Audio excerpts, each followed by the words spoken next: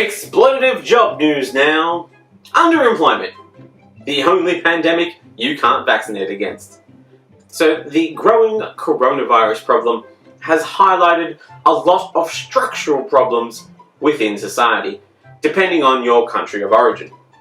The lack of universal healthcare has been devastating for the United States, and the United Kingdom has suffered from a lack of universal competent leadership. Australia's major problem seems to be a distinct lack of secure work. The problem mostly felt in the elderly care and hotel security industries, leading to massive outbreaks in Victoria and a major scare at a pizza shop in Adelaide. The WA government has moved to restrict hotel quarantine security staff to one job only after the state was plunged into a lockdown when a guard tested positive for COVID-19. Most of the staff did request the one job they were restricted to was not infection security, but if I'm taking my advice from internet comments, and I always do, the government can't support these zombie jobs forever, so it's time to put these guys back to work. But the king of the exploitative workplace pay is McDonald's! And tell you what, they are at it again because they're loving it! Arguing that Australia's industrial umpire should be compelled to consider non-monetary benefits such as Happy Meals, chicken nuggets and Big Macs when asking if a pay deal leaves workers better off. The proposal could help the company trim penalty rates by counting food that staff eats on breaks as a form of benefit that leaves them, quote, better off overall, end quote, compared with the award rate. And guys, this might be an unpopular opinion I'm about to drop, but if you are trading penalty rates for chicken nuggets, you need somebody else to do your negotiating. Even Homer Simpson knew that the dental plan wasn't worth trading for a keg of beer. Dental plan! Lisa needs braces. If we give up our dental plan, I'll have to pay for Lisa's braces! This is the ultimate manifestation of a business thinking that pizza is a worthy exchange for your labor. That deal is only okay when you're helping a family member or a friend move house. That is the only time. This proposal has prompted backlash from unions, which have long argued against non-monetary benefits. This monetary theory has also been explored by The Simpsons. Here we see Homer. I wanted a peanut. $20 can buy many peanuts. Explain how. Money can be exchanged for goods and services. That is now 2 times that famous stupid idiot Homer Simpson has shown the idea that you are having is a bad idea. If you cannot beat Homer Simpson in the amount of good ideas that you have, you need somebody else doing your negotiation. But McDonald's, being the capitalist pig dog that it is, submitted the change did not go far enough, calling on the government to ensure the Commission must consider the overall benefits, including non-monetary benefits, despite the Attorney General's department clarifying non-monetary benefits were already considered by the Fair Work Commission, and that non-monetary benefits such as flexible working arrangements were what was considered. So, things that can't be turned directly into cash benefits for the McDonald's Corporation. So, you'll have to forgive them for overlooking them. They tend to overlook things that aren't going to help them make money. Now, while I respect their commitment to diversity in the workplace, hiring those who other workplaces won't, such as clowns, birds, sentient burgers, whatever Grimace is supposed to be. He's an alien, yeah? Can we get somebody in the research team on that? I mean, he used to have 4 arms. Somebody look into this, please. Not to mention their commitment to giving ex-cons a second chance through their Buns for Cons program. But you don't take in the struggling and then underpay them and then deny them rest breaks, so much so that it might lead to a class action. I mean, that's a lot of non-breaks. I haven't seen so much non-commitment to something since listening to the coalition lay out their plans for climate action. Actually, you are making large portions of the Australian working class suffer, trying to take penalty rates from them. It's starting to sound like you're ramping up to run for office. Is that it? Is that what's happening? Have I broken a major story here? Is Mayor McCheese finally making his big transition from small-time politics to big government? How exciting is this? I mean, I'd love to see him tackle the opposition in a debate. Not that I should be encouraging ex-TV stars to run for office so soon. We sort of just got out of that nightmare. We just narrowly dodged a few dozen bullets as an entire planet. But at least his McParty would have some policies. Even if they were terrible, they'd be committed to something. Anything. Oh, hang on. Wait a minute. I'm getting some noise here in my very real earpiece. This just in. Seems opposition leader Anthony Albanese has remembered that he is running an opposition and campaigning ahead of an upcoming election and has finally promised something. Anything! This is a beautiful day. I just can't believe that Anthony Albanese is actually making some commitments. What is he committing to here? His first choice was to promise gig workers more portable annual sick and long service leave. That's a very smart choice, given the destruction insecure work has wrought over the last year. And the way that the Labour Party has been failing to put up a fight in recent elections seems the party are investing in their own future as much as that of the working class. It's about fucking time. The federal Labour leader says he's focused on finding solutions to the big challenges in his first major policy speech in 2021. First big challenge that needs a solution is how to get people to believe in them enough to vote for them. Then maybe some less pressing concerns like an increasingly close global climate crisis and economic catastrophe, housing and jobs crisis, and the potential extinction of some of Australia's most iconic species, like the koala, the platypus, and the relatable politician. I tell you what, any boss who sacks anyone for not turning up to die is a bum.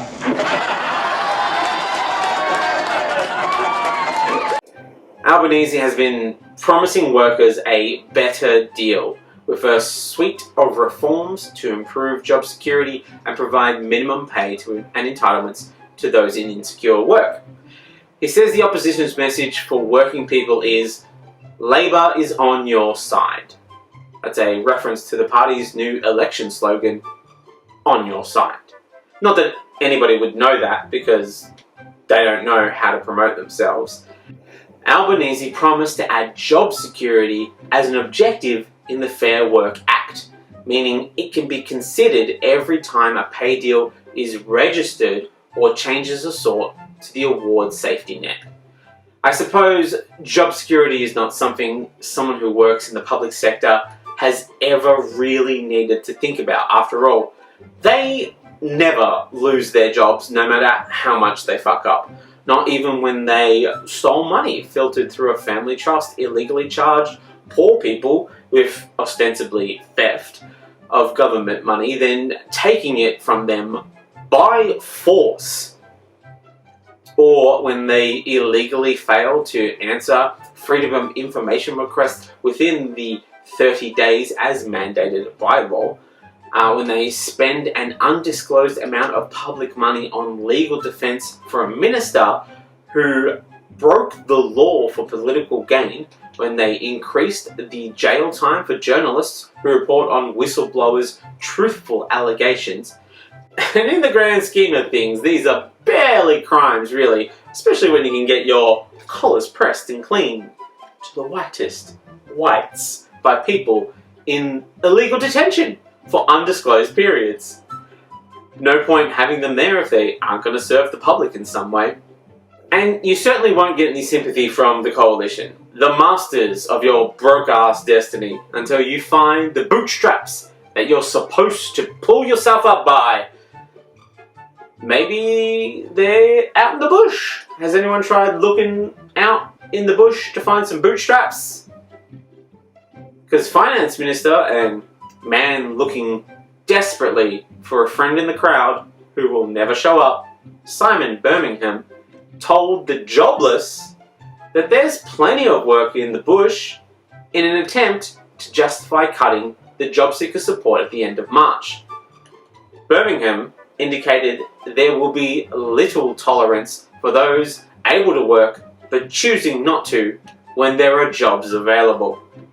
Though I am sure this would be contested by one South Australian woman, Alice, and her partner, Graham, who travelled 2,000 kilometres for a job in Queensland, only to be told the first week of work, a combined 90 hours, was going to be unpaid. Oh, what a pleasant surprise. If someone expects me to work for 7 days, unpaid, for free, they better be casting me in a play. And at least they would do me the courtesy of offering me exposure for my time. These guys aren't even getting the promise of exposure to that hottest fruit-picking industry executives. Don't fall for their garbage, Alison Graham. You stand strong. But fruit pickers aren't alone in attempting to exploit the poor. A federal government agency has been forced to apologise after it asked Centrelink staff to help minimise contact with vulnerable customers in order to reduce potential customer aggression. The Guardian has described this revelation as shocking. Guys, you are supposed to be investigative reporters. How is the coalition messing with people on a financial support level shocking to you? You're the number one source for reporting on the robo-debt crisis. Have you not been reading your own reports? In an email sent to staff, Sandy Mamo, a general manager for customer delivery at Services Australia, heralded the beginning of the Vulnerable Customers Innovation Challenge by calling for proposals from workers that would be whittled down by an internal staff vote. And how do you partake in this latest challenge trend? Well, strap in. Staff were asked to respond to the question, how might we serve our vulnerable customers to minimise their need to contact the agency, thereby reducing potential customer aggression? Ha ha! Ha ha ha! Ah, cute. Quick question. Has Sandy developed object permanence yet? Because it certainly seems like she hasn't. Just because someone can't call you doesn't mean that they've stopped being angry. I didn't think this was a very big secret. But you should know, Sandy. Making it harder to contact the agency definitely makes the customer angrier. I have done extensive fieldwork on this topic with my internet service provider, Belong. Belong! We don't have a phone number. Get a phone number, Belong. This has to be the worst challenge since the Tide Pod challenge. At least Tide Pods only hurt the idiot who ate them. The agency, which is responsible for Centrelink, Medicare, and child support services. So, nobody who will truly suffer if they struggle to get their life-sustaining money, is said to have faced a major backlash over the challenge. It has since apologised for how it was worded. Yeah, nailed it, Sandy. The problem here was the way you worded it, not the intention behind the action.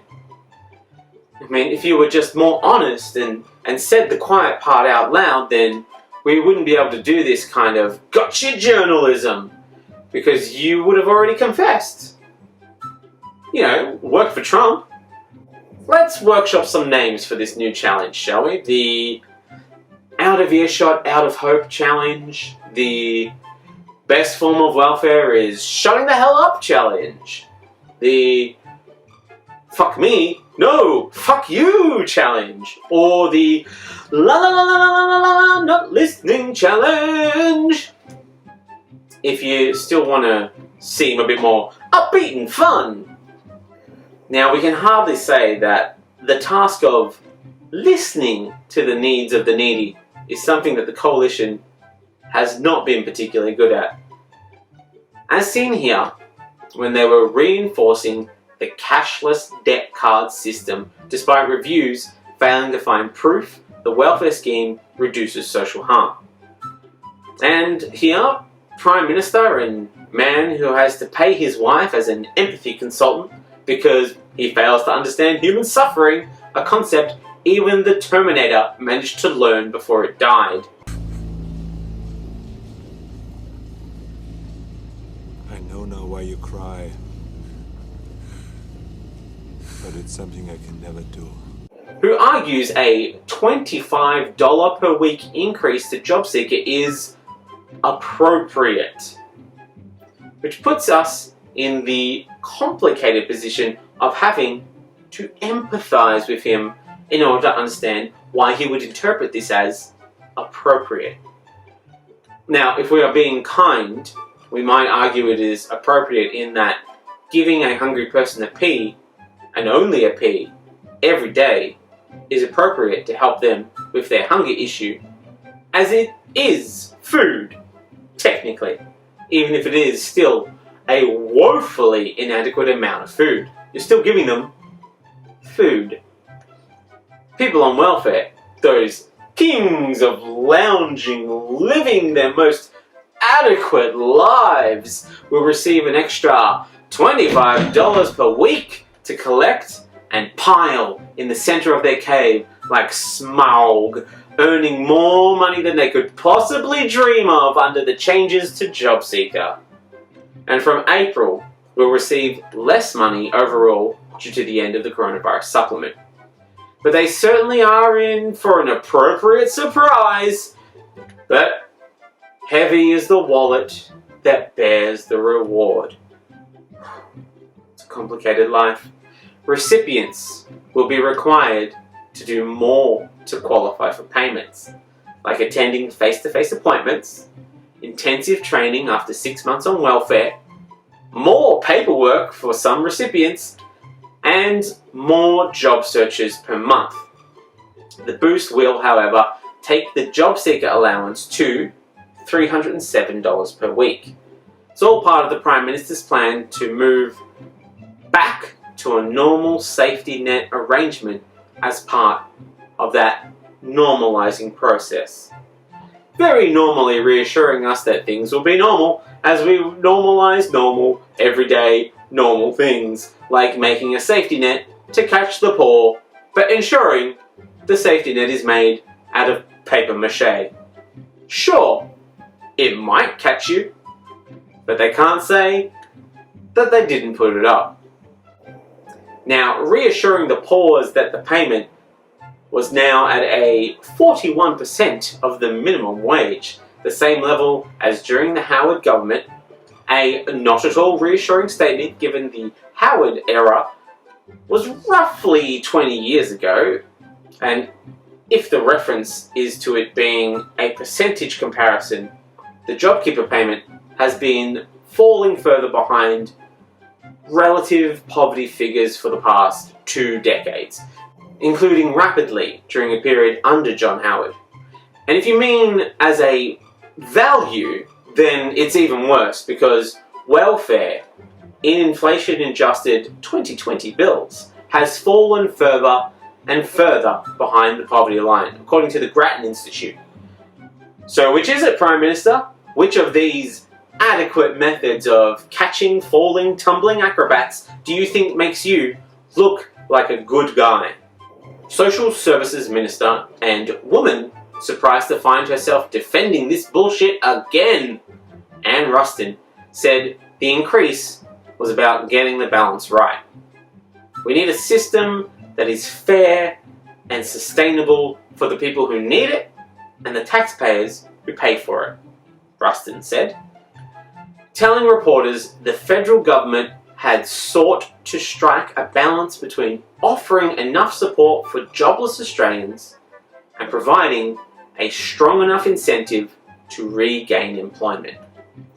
But unfortunately, due to an overdeveloped right wing, just found herself flying in concentric circles, heavily favouring the side of providing strong incentive to regain employment. Ugh, where's the balance? Stacking the reasons up. Reasons like not starving to death, affording rent and food, living a life with a tiny shred of dignity, maybe even affording to go to the very job interviews that they are being led to with all the grace and quiet dignity of an anvil covered in squeaky horns and bicycle bells falling down a mountain. Ruston said this approach was so there was still a strong incentive to work and to transition from job seeker to employment.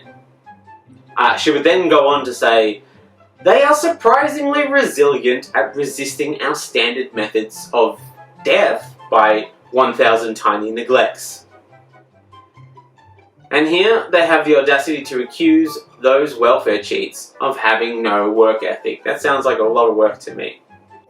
Although economists, as the natural contrarians and famous social radicals that they are famous for being, blah blah blah in an interview with the New Daily that job seekers already had a pretty strong incentive to find employment at the current job seeker rate of $715.70 a fortnight. Angela Jackson, lead economist at Equity Economics, claimed, even in the current rate, with the $150 supplement, analysis done by Jeff Borland at Melbourne Uni shows a job seeker recipient is still about $100 better off every day they work on the minimum wage. But how can we take her on her word on a matter so serious? Not only is she a woman, a gender famous for not bringing home the bacon, either literally or symbolically for reasons yet to be understood, but she works for a non-profit, a sector so stripped of power, influence, or a voice that it might as well be the avatar for a woman during most of history. If she really wanted to help people on JobSeeker, she would have considered going back in time, being a man, and working in the government. I mean, come on. Practice what you preach, Angela. Employment Minister Michaelia Cash, who is out there, at least trying, as she is in government position, although she did neglect to be a man, so she loses at least a few points on failing to stick the man landing, the manding. Cash said the government would do everything to move people from welfare into work. A somewhat ominous statement from a government that seems to have misplaced its entire collection of vintage scruples. Perhaps they locked them up on one of their many island paradise prisons, putting their scruples in indefinite detention and not allowing them to have access to phones or journalists in the hopes that the public might forget that the scruples ever existed. Let alone that they're supposed to guide the conscience and decisions of an entire political party. It's quite outrageous, really. An excellent example of the kind and compassionate expectations that you can expect from the coalition. She announced employers would now be able to report recipients who turn down work. A totally reasonable and not at all ready to be abused system set up to benefit the worst of the worst employers who may have something of a vindictive streak in them because they're sick of being abused about the poor working conditions, substandard pay rates, or the sleazy, bordering on abusive use of authority and influence. Oh, what a hassle. Though, the changes will have to pass Parliament before they are implemented and will form the stage settings for one of the levels of the latest PlayStation game, Mortal Kombat! Unlockable characters include Bob Catter, Pauline Hanson. They don't even give you the strong stuff up front. I mean, those are the ones that everyone wants to play. And classic characters like Bob Hawke, Gough Whitlam, Robert Menzies, and Harold Holt, although it is very difficult to find him. Economists seem to be one of the few groups willing to defend welfare recipients, having publicly decried the dole bludger myth, saying the argument, like every house of cards I have attempted ever, doesn't stack up. The changes mark the first above-inflation increase in the nation's base unemployment rate since 1994. 1994! Nothing that happened in 1994 should be more relevant than something that's happening today. And this is a rate of $3.57 a day. Less than the cup of coffee that they tell me not to buy every day in order for me to be able to save up for a house that I'll never afford. And look, I don't know about the rest of the country, but in Melbourne, it is actually a crime not buying a cup of coffee every day under the John So, Here's Our Cup of Joe rule of 2001. Just letting you know. Given the cost of a daily ticket on a MyKey is actually $4.50, the timing of the job seeker pay rise on April 1st couldn't be better. April Fool's Day is back, baby! And looking to make fools of more people than that time that the BBC reported on the Swiss spaghetti tree in 1957. Remember that? What a good time. A survey released by the Australian Bureau of Statistics on Monday. Oh, I'm not going to put that in there. A survey released by the Australian Bureau of Statistics found that paying household bills was the most common use of the temporary coronavirus supplement, with 80% of recipients, followed by spending on groceries with 60%. Then we are looking at some of your more current affairs worthy fear-mongering spending expenses like surfing, sitting around a train station, and youth going wild! Who could stand for it? The structural purpose of unemployment is, of course, fear. Fear that you can be replaced by someone more desperate than you who will not complain about the conditions you are forced to work in. Which is why the Morrison government will not accept any amendments or attempts to increase the new pay rate. As you'd expect, it's been blasted by welfare groups that warn hundreds of thousands of Australians will be plunged back into poverty without a more substantial boost. But, I mean, let's be honest, they are just a biased bunch of lefty extremists with no idea about what it's like to run an actual business with jobs and real-world consequences. You know, like Deloitte.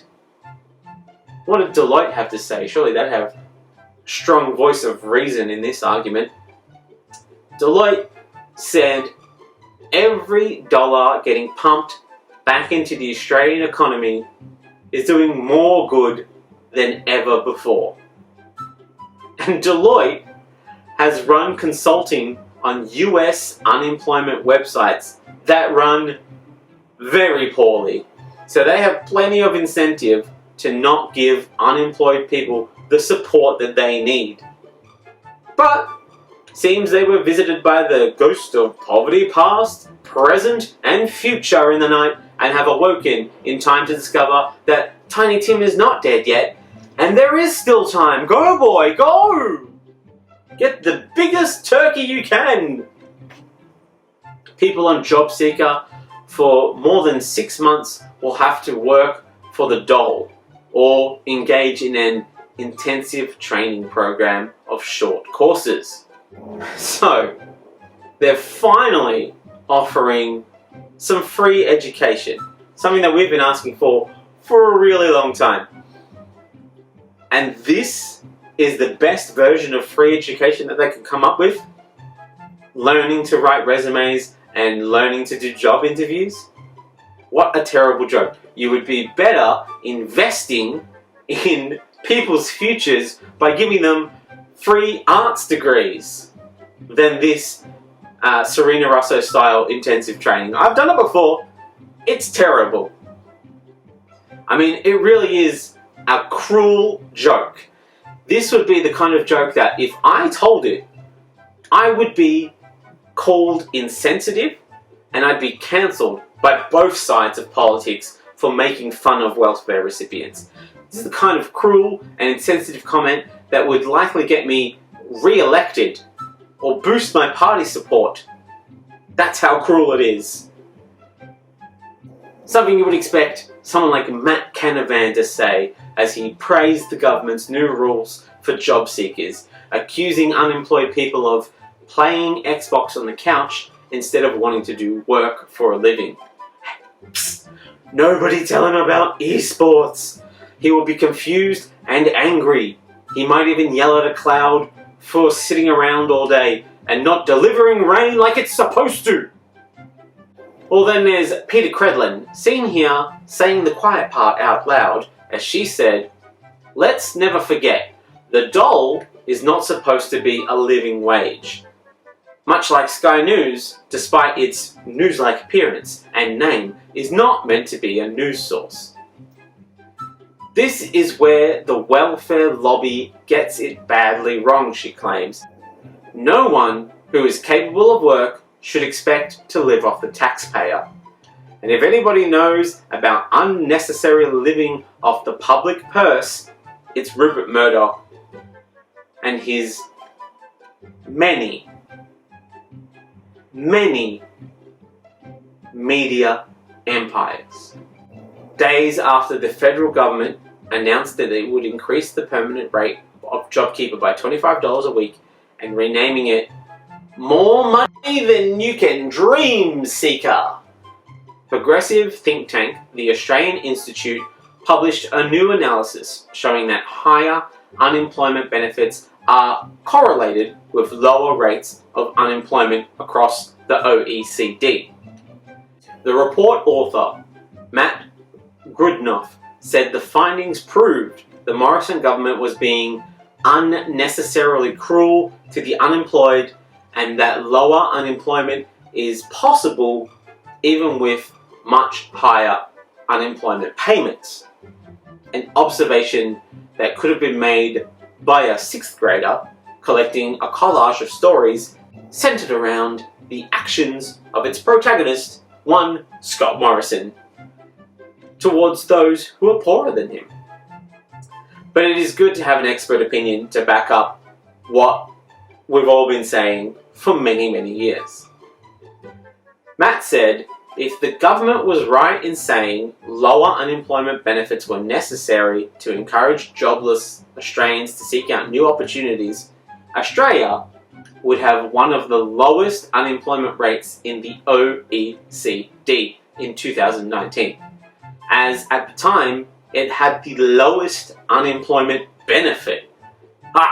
A very excellent burn from an economist. A job not at all famous for its dry humour and biting wit. Though he failed to follow up the slam by shouting, "Oh!" or having the DJ air horn play that wow and match commentator scream, "Can you believe it? Can you believe it?" as he ripped off his shirt and ran around the room in a celebratory manner, encouraging audience members to give it up, to give it up, to give it up, and give in to their more animalistic urges. So, you know, he loses points for not sticking the landing, but still, a good burn.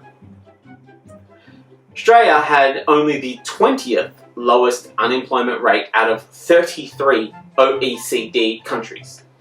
At the time, it had a jobless rate of 5.2%, which was below the OECD averages of 5.6%, noting Germany has unemployment benefits twice as high as Australia's. The net replacement rate of unemployment in Germany is 59% compared to Australia at 27%, and Germany's unemployment rate is lower than Australia's at 3.2% compared to 5.2% for Australia. And while he didn't say it directly, nobody ever draws a comparison with Germany without the undertone being, and that's where the Nazis are from! It's one of those unspoken laws of communication, like the answer to "how are you?" or any of its many variants is always "good thanks," not "could be better, I'm currently drowning in debt due to a job loss," and the ever-diminishing support payments from a cruel and uncaring government body who couldn't win an election on their own without forming a coalition dragging parties into a Voltron-like combination of cruelty and corruption. Just makes things a little too real for the grocery shop interaction. But although the correlation between the two is not actually evidence of causation, Grundorf says it shows the government is wrong to assume that higher unemployment payments cause higher unemployment. Which puts a bit of a sting in Scott Morrison's favourite mantra. Say it with me now, the best form of welfare is a job. But I've been thinking about it. Maybe he isn't wrong. He's just withholding the most important piece of the story. The best form of welfare is a job, but the best form of welfare is a job as a government employee. See, hear me out here. You can grift, steal, lie, cheat, and refuse to explain yourself and not even have to leave your job. Your boss will even come out and defend you under the worst possible circumstances, saying that you're innocent and that you won't even be asked to take some time off, which is good as far as consistent messaging goes, because they will not support an underdog and they simply will not pay somebody to stay at home and not do a job. Besides, it's only multiple sexual assault charges. It's not like they're accused of going surfing. Why would they care?